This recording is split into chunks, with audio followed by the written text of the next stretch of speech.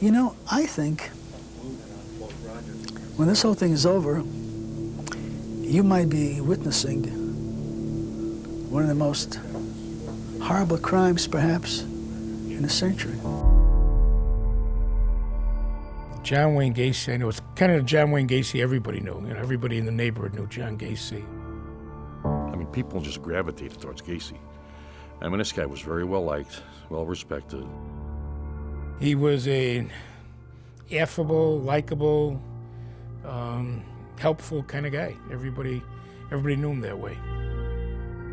He was very well known politically. I mean, his parties that he would have in the summertime were a who's who of Chicago. He was a clown, he was a precinct captain, he was helpful to people in the community. As far as everybody knew, he was a productive member of the community, and nobody would have suspected anything irregular or wrong about him at the time. Scariest thing about him. He felt he was invincible, and that was his downfall, too. On December 11th, 1978, the man everybody thought they knew started to expose shades of a monster. A rapid unraveling, and it began with a fateful meeting with a 15-year-old boy. Well, Robbie Peast. Robert Peast. He had been picking kids up around, young men around Bughouse Square, Clark Street in the city of Chicago. He was very careful about what he was doing. But the one boy that he did not see who fit that pattern was Robert Peast. Robbie was different in that he was a kid who worked at a drugstore, Nissan Pharmacy and Displays. He had just finished his work shift. Gacy was in the store giving an estimate for a job he was going to do as a contractor. And so Gacy had been in there, various times and he talked to Rob. He heard Rob saying something about wanting a new car, wanting to get a better paying job, and Gacy basically struck up a conversation with him and asked Robbie, if he wanted to go to work for him. Went outside, got in a car with Gacy, and left. And then his mother came, and Rob, of course, wasn't seen again. Robbie Peast was missing. It had been in the papers. I was setting up an office in Park Ridge, and I was at my new office. I get a call from my secretary. She said, there's a guy named John Gacy on the phone. He wants to talk to you about something. Do you know him? Should I give him the number over there? Yeah, I know John. Give him the number of my new office. I say, it's John Gacy. I said, oh, hey, John, how you doing? What's going on? He says, can you do me a favor? By the next day, Gacy was suspected in the disappearance of Robert Peast, and the Des Plaines Police Department began round-the-clock surveillance. And really, we weren't given any instructions. I mean, we're supposed to watch this guy, so go watch him. So at various times, Gacy would all point us out and either tell we're some local cops trying to pin something on him, or we're federal agents. One time we went into one place and he pointed us out and he said we were his bodyguards. He said, can you find out why the Des Plaines police are tailing me? And yeah, I'll find out. He just kept calling and wanting more advice, and I'm thinking he's innocent. I'm thinking this poor guy's being tailed. But days later, that presumption of innocence would be completely shattered. That was a long night, longest night of my life. Late on December 20th, 1978, Gacy again called his lawyer, Sam Emiranti. I really need to talk to you. It's very, very important. I said, look, it better be important, pal, because I'm really aggravated with you. I'm fed up. I'm tired. I haven't slept. It's Christmas time. We're supposed to be shopping and all this. And he goes, please, I need to talk to you. They agreed to meet at Sam's office, and hours later, Gacy confessed to everything. He started describing the rope trick. He said it started in 1972, and he went through every murder specifically with detail. He went on for hours that night.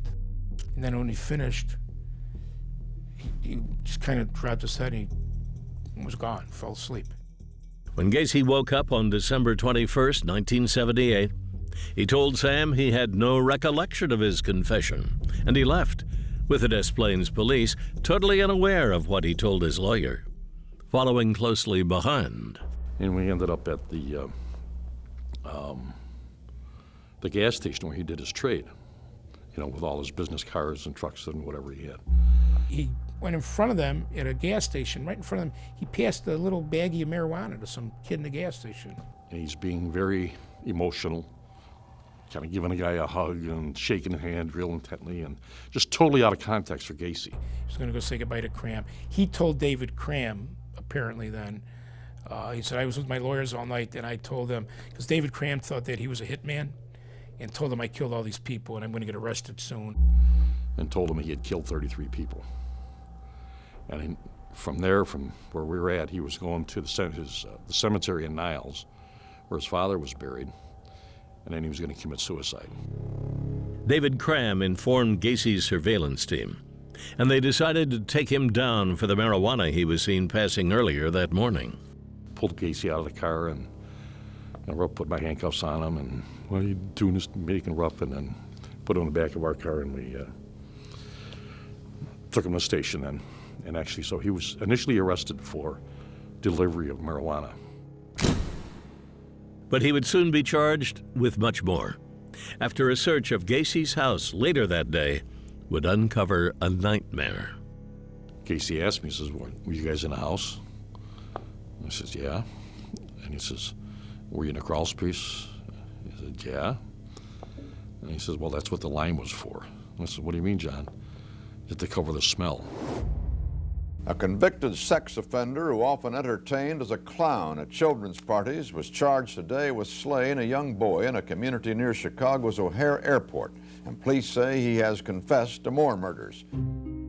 I mean, cameras, all of a sudden, from everywhere. Actually, just two skeletonized remains of two human bodies, and that's all. In the garage, there was just that one skeletonized remain, and in the house itself, also a skeletonized remain. That next day, it's all over. I mean, the media circus at Gacy's house was unbelievable. And I've never had any problems with it, never had any reason to suspect this thing that it was going on here. The media, it became a frenzy. It became an absolute frenzy, probably the biggest frenzy of any serial murder to date.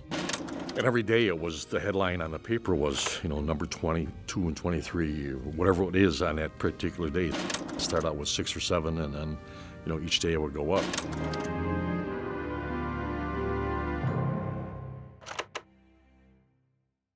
It would eventually go up to 33 bodies, a majority of which were pulled from the crawl space underneath John Wayne Gacy's house.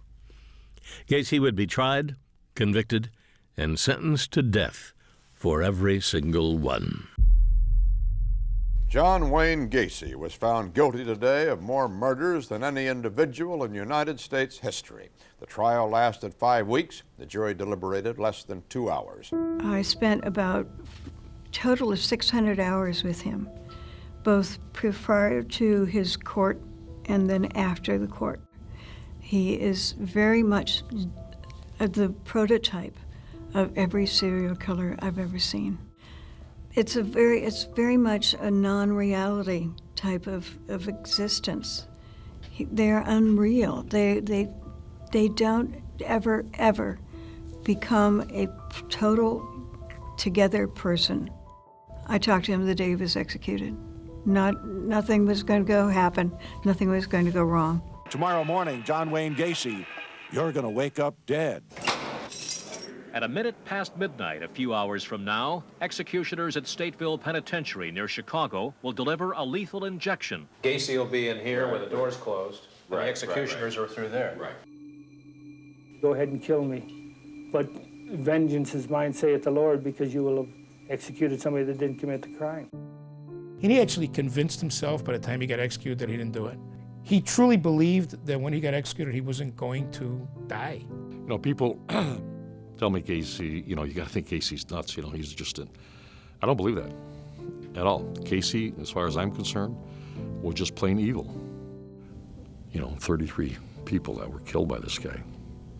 And So that's a lot of people that he impacted. It's just such a horrible thing, but the people who are involved in it, no matter which side of the aisle you're on, no matter what your involvement is, you've been touched by this horrible event that stays with you the rest of your life. Some people say we're a real-life Rocky story. Rocky, David versus Goliath. These days, they are the cliched analogies of sports hyperbole, but they ring true all the way back to one unforgettable moment and one game between the U.S. hockey team and the Soviet Union. The setting? A sheet of ice in Lake Placid, a tiny village in the Adirondack Mountains during the 1980 Winter Olympics. On one side, a group of amateurs and college kids just recently brought together. On the other, a team of world-class athletes that were bigger, stronger, and had won the gold medal in 6 of the previous 7 Olympic Games. No one was expecting much from Team USA. I think our average age might have been 21 and a half, where the Soviets were somewhere around 27. We had one guy that had played in an Olympic team. Buzzy Schneider played in 1976.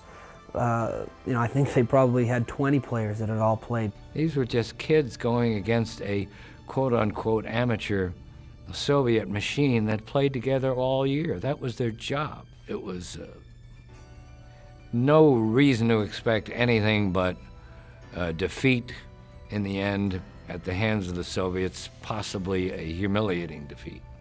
What happened instead was a miracle. Much was going on in the world when those 20 young men went to Lake Placid trying to make their country proud. The economy was topsy-turvy. Americans were a little frustrated. The hostages in Iran, we felt frustrated. The Russians were invading Afghanistan. The mood of our country was a little bit down. We're in this little village in Lake Placid, very small, KGB guys all around because they're, protecting their athletes. Don't know what the atmosphere was. Not talk about a Cold War. Global politics hung like a dark cloud over the Games. The Soviet invasion of Afghanistan had President Jimmy Carter threatening a boycott of the Summer Olympics, which were scheduled to be held in Moscow that summer. But something magical happened inside the very protected bubble that was the Olympic Village back in February of 1980. The ragtag team of players wearing the USA jersey on their backs gave the nation something to believe in again. The U.S. team had only been assembled 6 months before the Olympics. In that brief window, head coach Herb Brooks put the players through a training program unlike any they'd ever experienced. We called him the Ayatollah. That was the nickname for Herb, and we called Craig Patrick was Idi Amin because they were so strict. But I think in that situation, he had to be the way he was. There's no question I really pushed them. I pushed them because I knew these were the type of people that would respond to it. We worked them very hard. They played some 50 games against mostly minor league teams, but the true measuring stick was a matchup with the Soviet team just a few days before the opening ceremonies, a crushing 10-3 loss. We went in there all jacked up and all geared up, and they just destroyed us. And I think what it really did for us is it helped us relax. They played their Olympic opener 3 days later against a favored Sweden team, scoring with just 27 seconds left to earn a 2-2 tie. The Czechoslovakian team was up next, and the U.S. dominated them 7-3. They finished group play with wins over Norway, Romania, and West Germany, outscoring them 16-5. The Soviets, meanwhile, breezed past their 5 opponents in group play, scoring 51 goals along the way, setting up a rematch with the U.S. in the medal round on February 22nd, 1980. We had another shot at them, so to speak. So now we had just built, 10 days of confidence, and we were ready for them when we played them. Brooks and his staff did everything they could to keep the players focused on themselves and the task at hand. He didn't make them available to the media, and aside from the steady stream of telegrams coming in, they had little idea what was going on outside the Olympic Village. There's no cable TV, there's no internet, there's no Twitter, none of that stuff, right? So you know, there's the three sort of network, ABC, NBC, CBS. That's it. And then the only news we're getting this like daily Olympic Village sort of newspaper that's just circulated amongst here in Lake Placid, and we're getting 2-day-old New York Posts. About 2-3 games into the hockey, the boss said, forget the schedule. Just do hockey every day. People are going crazy.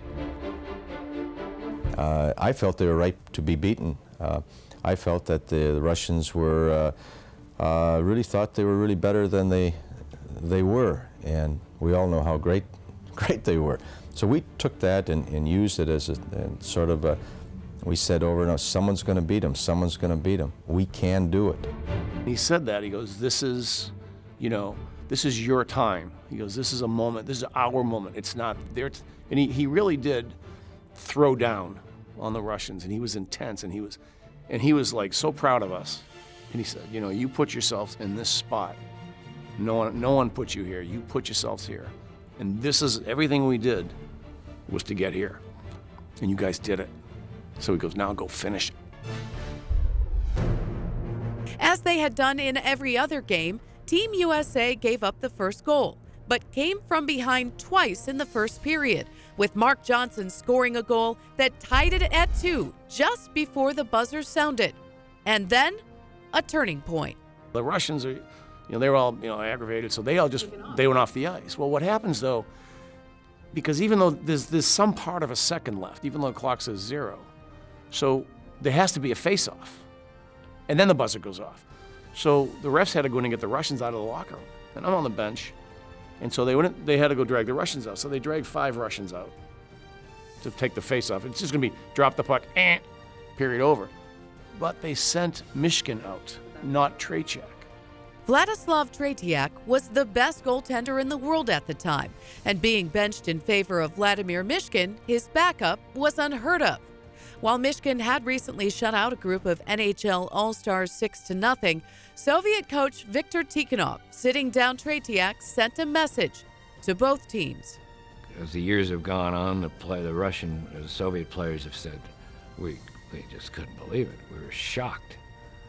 And even Tikhonov, who was passed away recently, said it was the biggest regret of his coaching career, that it sent the wrong message to the Soviet team, one of maybe panic. That shook that team up, and they came out in the second period, and it was a blitzkrieg. I don't know what the shots were, but they were something like 17-3. So we barely touched the puck in the second period. Fortunately, we got out of that period we only gave up 1 goal, so we're a goal down now at the end of the second, which is where we wanted to be. U.S. goalie Jim Craig was at his best, surviving the storm of shots the Soviets peppered him with. The third period belonged to Team USA. They scored a power play goal at the 8:39 mark, and less than 2 minutes later... 2 things were going through my mind. One, the Soviet defenseman was either going to come at me, and if he did, I was going to pass it through to Billy Baker, cut into the net, or he was going to stay there and try to block the shot. And if he was going to do that, then I was going to shoot it and use him as a screen. And he stayed, and I shot it, and it went in. No way I thought that game was going to end 4-3. They're too great a team to just rely on and think you're going to win by a goal with 10 minutes left to go. It's like the longest 10 minutes of our lives. They did not mount a charge. And Henry kept reminding us, he goes, do what you do, do what we know how to do, play your game, and we did that. You couldn't even hear yourself, and the crowd is wild, and things are really furious, but everything is in slow motion because all these little things there seem to be falling in place. We were playing on heart. We were playing on pride. We had the Soviets 4-3. The place was just going crazy at this time, and I don't think God could have come down and won that game at that point. I mean, we were just now playing for our lives. The 8,500 frenzied fans in the building counted down the last 10 seconds, and on television, play-by-play man Al Michaels capped the unthinkable win with a call that would become as memorable as the team's victory. And when that game was over, we just exploded into each other, and I I'd come off the bench. I mean, I jumped on Ramsey. Guys were jumping on Jimmy. I mean, it was nonstop for how much time. I don't know how long it went on for, but the Russians had to stand there and watch it. I think that game was meant for us to win. And, I'm thankful that, Mike Eruzione happened to be the guy that shot the puck in. Their celebration would be short-lived on that Friday night. They still had one more game left against Finland Sunday for the gold medal. The team watched the game with their families, which was on tape delay that night, and Brooks finally allowed some of his stars to speak to the media the following day after practice. I think tomorrow maybe we have a little more pressure than what we think, and we just have to give that other team a little bit more respect than we gave even the Russians because of the fact that we have so much more at stake than we did yesterday. I think we realize what's in front of us. I feel right now we're all good enough athletes and good enough hockey players to realize that, one win tomorrow is going to give us a dream that very few people in the world can say they had a chance to do, and that's win a gold medal. Team USA came out and once again found themselves down 1-0. And with just 20 minutes left to play, we're facing a 2-1 deficit. Brooks had one final and very clear message for his team. Herb Brooks addressed the team and said, if you lose this game, you'll take it to your grave. Message received. The greatest 20 minutes of hockey we played over the course of 9 months was our last period of hockey against Finland when we outscored them 3-0 and won the gold medal. A feat that would never have been possible without a miracle on February 22nd, 1980. Wow. Tough to beat that. Tough to beat like Blossom.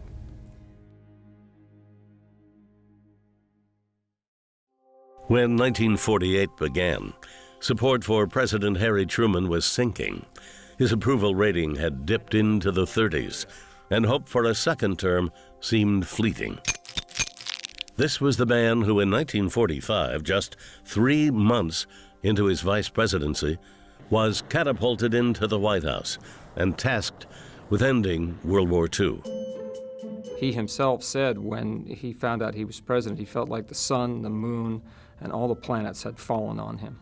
He did not want to be president. He didn't want the job. The happiest he ever was in politics was as a United States Senator. Those, he has said repeatedly, were the happiest, most satisfying 10 years of his career. But once the job was his, he was determined to see it through. He wanted to be reelected. He wanted to be reelected in his own right. He'd inherited the White House. He had done his best. He thought he'd gotten some good work done. So he wanted to run again at 48. As much as Truman wanted it, his own party felt otherwise. There was a movement to replace him with Dwight D. Eisenhower. But Eisenhower refused, and Truman had to elbow his way to get the Democratic nomination. Senator Barkley and I will win this election and make these Republicans like it. Don't you forget that. Already unpopular, Truman dug himself a little deeper hole within the Democratic Party when he decided to back the desegregation of the U.S. Armed Services. One of the stories that, and I can't remember where I heard it, but I really like it, was Strom Thurmond in South Carolina started worrying out loud about the desegregation thing with my grandfather. And one of his colleagues said, "Oh, what are you worried about? Roosevelt saying the same thing." And Thurmond said, "Yeah, but Truman means it." 2 weeks after the Democratic National Convention, Truman issued an executive order, racially integrating the military. He didn't care what was popular. He did what he... George Elsey, who worked for him for years, told me on a couple of different occasions that he used to take Grandpa, when they had a problem, George was one of the guys who were tasked with finding solutions, giving him options. And George would take him several different options, and they'd sit down and he'd say, "All right, well, if you do this, you make the Republicans happy. If you do this, you're going to make the Democrats happy. If you do this, you're going to make big business happy. If you do..." And Grandpa would stop him and say, "Look, what solves the problem for the most people?" And George would say, "Well, that's this one, but everybody's going to hate it." And that's invariably the one Grandpa would pick. Truman's decision to desegregate the military was so unpopular, it split the Democratic Party in 3, and the Republican ticket, led by New York Governor Thomas Dewey, seemed to have a clear path to victory in November. But with only 3 weeks until the election, Truman embarked on an ambitious tour of the United States, the Whistle Stop Campaign, traveling more than 21,000 miles by train, visiting dozens of cities, and delivering hundreds of speeches. And they could see during the Whistle Stop campaign, the folks on the train could see the crowds getting bigger and getting more enthusiastic as they went along. They could see the momentum. For the media and Dewey, that momentum went nearly unnoticed. Mr. Dewey's great mistake was to sit back and believe that he had it in the bag. We now know that Governor Dewey will carry New York State by at least 50,000 votes, and that he will be the next president of the United States. That's what most of the country assumed as voters went to the polls on November 2nd, 1948. I think the three people who were staunchly believing my grandfather would win: my grandfather, my grandmother, and my mother. There was so much confidence behind Dewey's victory that the Chicago Tribune, led by Colonel Robert McCormick, published an edition before all the returns were in. The headline read, "Dewey defeats Truman."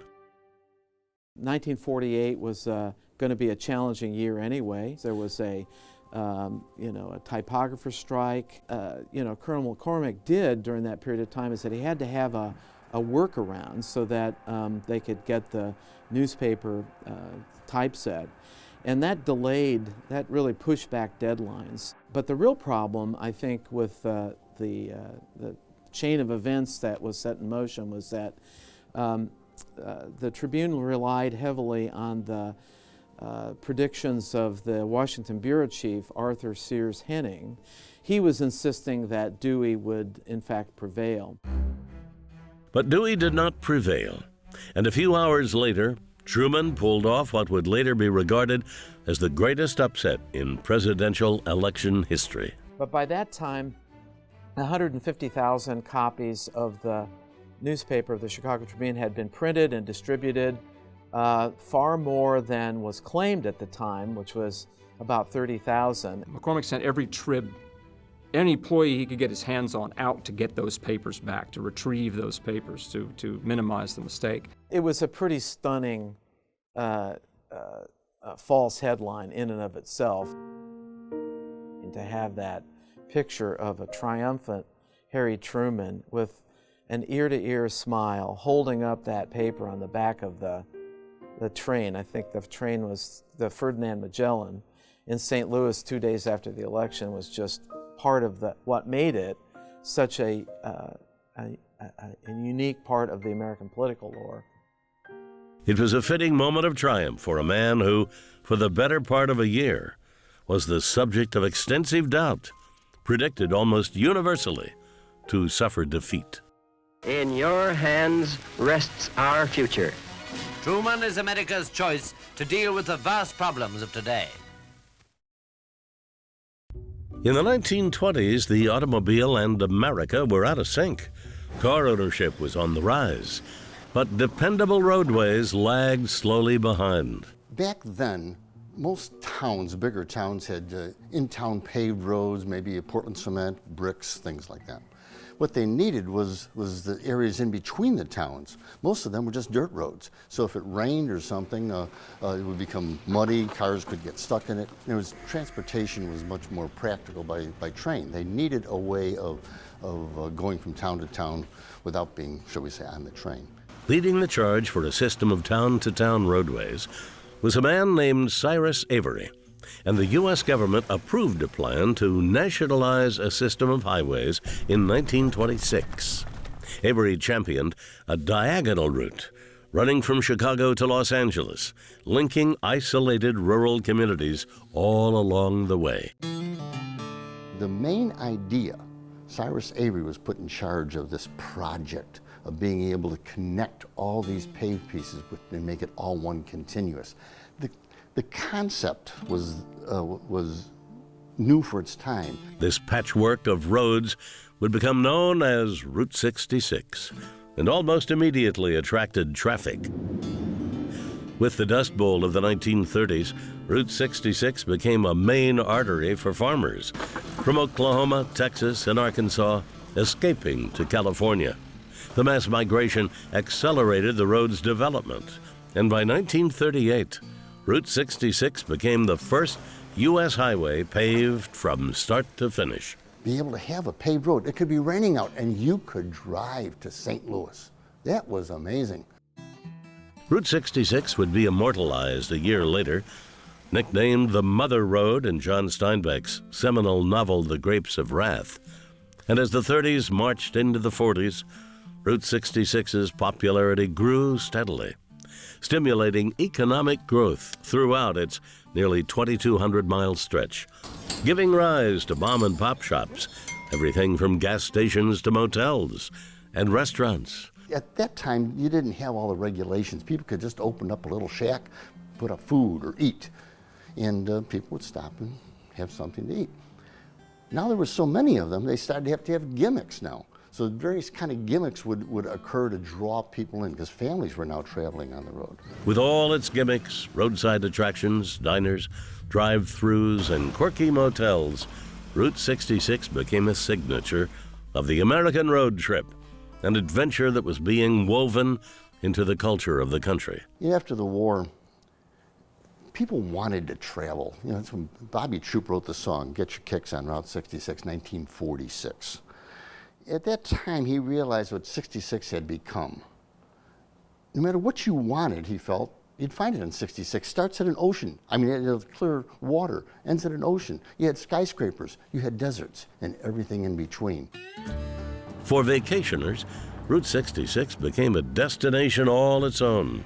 Its tour through diverse landscapes offered a sort of romanticism, while its off-road amusements made for one-of-a-kind thrills. But by the 1950s, the automobile and America were once again growing out of sync. A modern highway system is essential to meet the needs of our growing population, our expanding economy, and our national security. This is the American dream of freedom on wheels. An automotive age, traveling on time-saving superhighways. Traffic demands were only growing, and President Eisenhower recognized the need for a much more sophisticated and integrated system of highways. Eisenhower was involved, first of all, with the Lincoln Highway when he was in the military. And he learned about transportation and how bad it was if you didn't have good roads. In 1956, Eisenhower signed the Federal Aid Highway Act, authorizing the construction of a 41,000-mile network of interstate highways. For Route 66, it was the beginning of the end.